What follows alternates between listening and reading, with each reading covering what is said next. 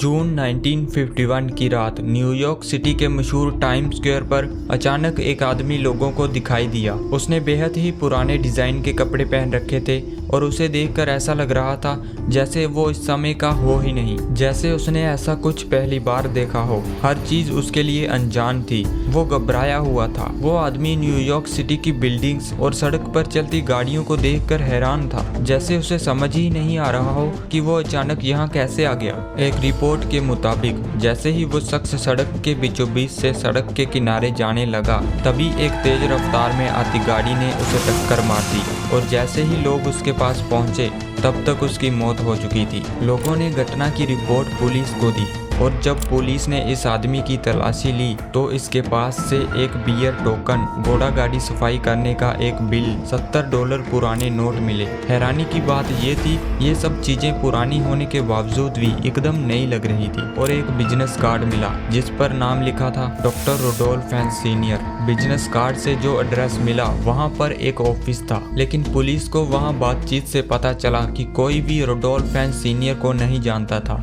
इस घटना के कुछ दिन बीत जाने पर पुलिस को 1939 की एक एड्रेस बुक में रुडोल्फ हेंस जूनियर नाम के एक शख्स का पता मिला, लेकिन वहां जाकर पता चला कि रुडोल्फ हेंस जूनियर की 5 साल पहले मौत हो चुकी है, लेकिन उसकी पत्नी अभी भी जिंदा है और फ्लोरिडा में कहीं रहती है। वहां रुडोल्फ हेंस जूनियर की पत्नी ने जो बताया उसे सुनकर पुलिस के होश उड़ गए। उसने बताया कि रुडोल्फ हेंस सीनियर उसके ससुर थे, यानी रुडोल्फ हेंस जूनियर के पिता, जो साल 1876 में लापता हो गए थे। वो अपने घर से सैर करने निकले थे लेकिन फिर कभी भी वापस नहीं लौटे।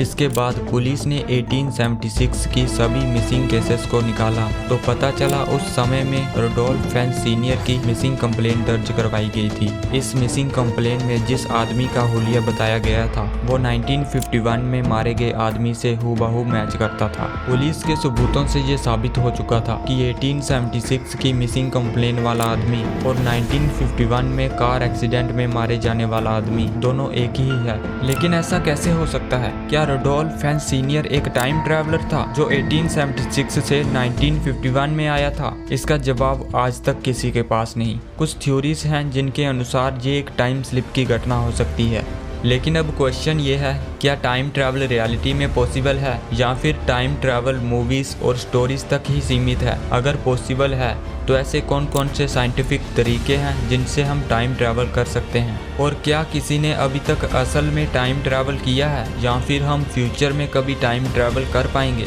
चलिए समझते हैं आज के इस वीडियो में। वैसे तो टाइम ट्रैवल पर कई थ्योरीज हैं, जैसे multiverse theory, cosmic strings, quantum time travel और वर्म होल्स, लेकिन जो मोस्ट पॉपुलर एंड ज़्यादा साइंटिफिक है वो है रिलेटिविटी। अगर आपको टाइम ट्रैवल की सभी थ्योरीज को जानना है तो कमेंट कर देना, मैं एक डिटेल्ड वीडियो बना दूंगा। तो चलिए अब रिलेटिविटी को अच्छे से समझते हैं। थ्योरी ऑफ रिलेटिविटी 2 पार्ट्स में डिवाइडेड है, special theory of relativity and the general theory of relativity. Special theory के अकॉर्डिंग अगर हम लाइट स्पीड के करीब ट्रैवल करते हैं तो हमारे लिए टाइम स्लो हो जाएगा। इस चीज को टाइम डायलेशन कहते हैं। इस प्रिंसिपल के जरिए थ्योरेटिकली हम फ्यूचर में टाइम ट्रैवल कर सकते हैं। वहीं जनरल थ्योरी कहती है कि ग्रेविटी भी टाइम को इफेक्ट करती है। जितनी ज्यादा ग्रेविटी उतना ही स्लो टाइम। इस फिनोमेनन को कहा जाता है ग्रेविटेशनल टाइम डायलेशन। तो सबसे पहले स्पेशल थ्योरी ऑफ रिलेटिविटी को डिटेल में समझते हैं, उसके बाद जनरल थ्योरी को समझेंगे। साल 1632 में गैलीलियो गैलीलाई ने अपना प्रिंसिपल ऑफ रिलेटिविटी का कॉन्सेप्ट दिया, जिसके अकॉर्डिंग मोशन रिलेटिव होता है, यानी एक ऑब्जेक्ट का मोशन आपके फ्रेम ऑफ रेफरेंस पर डिपेंड करता है। मतलब कोई चीज मोशन में है या रेस्ट में है, ये रिलेटिव होता है। इस कॉन्सेप्ट को समझने के लिए एक सिंपल एग्जांपल लेते हैं। मान लो 2 गाड़ियां 50 किलोमीटर पर आवर की स्पीड से एक दूसरे की तरफ आ रही हैं। पहली गाड़ी में जो आदमी बैठा है उसे लगता है सामने वाली गाड़ी 100 किलोमीटर पर आवर की स्पीड से उसकी तरफ आ रही है। यही है मोशन का रिलेटिव होना। हर ऑब्जर्वर का अपना फ्रेम ऑफ रेफरेंस होता है। गैलीलियो गैलीलाई के बाद सर आइजैक न्यूटन ने मोशन के कॉन्सेप्ट को और डीपली समझा और एक्सप्लोर किया, और फिर साल 1687 में उन्होंने अपने फेमस लॉज ऑफ मोशन दिए, जो क्लासिकल मैकेनिक्स की फाउंडेशन बन गए। उनके लॉस ऑफ मोशन एक्सप्लेन करते हैं कि किसी भी ऑब्जेक्ट का मोशन तब तक नहीं बदलेगा जब तक उस पर एक्सटर्नल फोर्स ना अप्लाई हो। यानी कोई ऑब्जेक्ट अगर रेस्ट में है तो वो रेस्ट में ही रहेगा, और अगर मोशन में है तो वो कांस्टेंट स्पीड से मोशन में ही रहेगा जब तक कोई फोर्स उस पर अप्लाई ना हो। लेकिन लाइट का एग्जाम्पल लेने पर न्यूटन के लॉस ऑफ मोशन ब्रेक होने लगते हैं।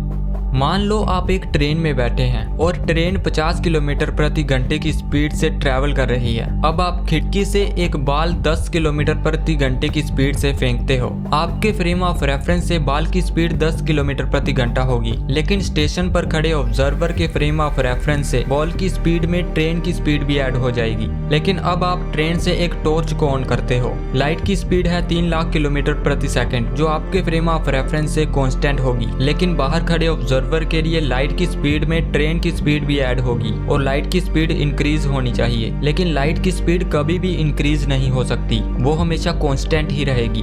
1860s में मैक्सवेल ने मैथमेटिकली प्रूव किया कि लाइट की स्पीड कांस्टेंट है। लाइट की स्पीड कभी भी बदल नहीं सकती, लेकिन टाइम स्लो हो सकता है, और इसी फिनोमेनन को कहा जाता है टाइम डायलेशन, जिसे 1905 में आइंस्टीन ने अपनी स्पेशल थ्योरी ऑफ रिलेटिविटी में एक्सप्लेन किया। इस थ्योरी के अकॉर्डिंग जब आप लाइट स्पीड के करीब ट्रैवल करते हो तो आपके लिए टाइम स्लो हो जाता है। एक एग्जांपल से समझते हैं। 2 लाइट क्लॉक्स हैं। लाइट क्लॉक में 2 पैरेलल मिरर होते हैं जिनके बीच एक फोटोन ऊपर नीचे बाउंस करता है। एक लाइट क्लॉक स्टेशनरी है और एक लाइट क्लॉक मोशन में है। स्टेशनरी लाइट क्लॉक में फोटोन ऊपर नीचे मूव होते हुए दिखाई देगा, लेकिन मूविंग क्लॉक का फोटोन डायगोनली मूव होते हुए दिखाई देगा। इसका मतलब लाइट ने ज्यादा डिस्टेंस ट्रैवल किया। डिस्टेंस बढ़ेगा तो टाइम भी इंक्रीज होगा, लेकिन लाइट स्पीड को कांस्टेंट बनाए रखने के लिए टाइम स्लो हो जाता है। अब इस प्रिंसिपल का यूज करके हम स्पीड से टाइम ट्रैवल कैसे कर सकते हैं इसे समझते हैं। इमेजिन करो कि आप एक स्पेसक्राफ्ट में लाइट स्पीड के करीब स्पीड से किसी दूसरे प्लेनेट पर जाने के लिए निकल जाते हो